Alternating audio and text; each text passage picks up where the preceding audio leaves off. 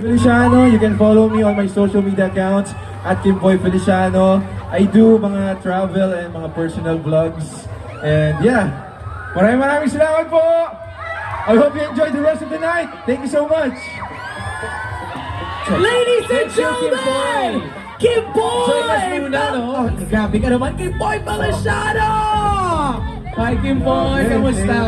Okay, masaya. Buong araw ka dito, Kimboy. Oo, Alright. kanina Oh, tatanungin na kita, what do you love about Iloilo? Since last year, dito ka rin, di ba? Nagkita tayo sa Silamba, sa Regata, and dito. So, Yes. what makes you, bumalik-balik dito sa Iloilo?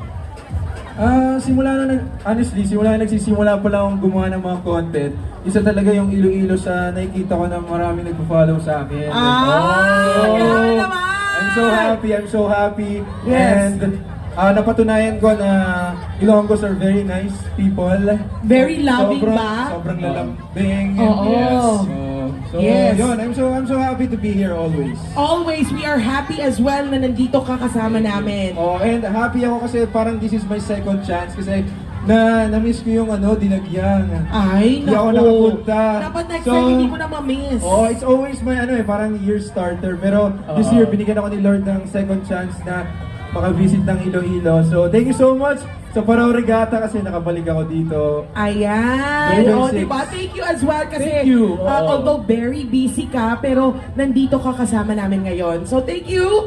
Oo, And, gusto ko lang malaman kasi you always judge sa food competitions. Anong favorite Ilonggo dish mo, if you could name one? Batchoy. Siyempre.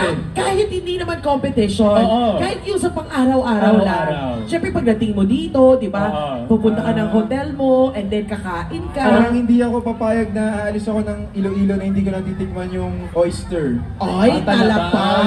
Yes, yes. Fresh. Sarap siya bake, fresh, Oh, with yes. cheese, lahat. Lahat! O, di ba? Lalo sa Tatoys, di ba dito? Masarap Yes. yung bake talabats, Oo. food talabats. Kompleto talaga. You know, if my message ka sa mga Ilonggo, ano yung message mo doon? I mean, I know Yes. you've said thank you, your thank yous already, pero ano pa, maliban doon?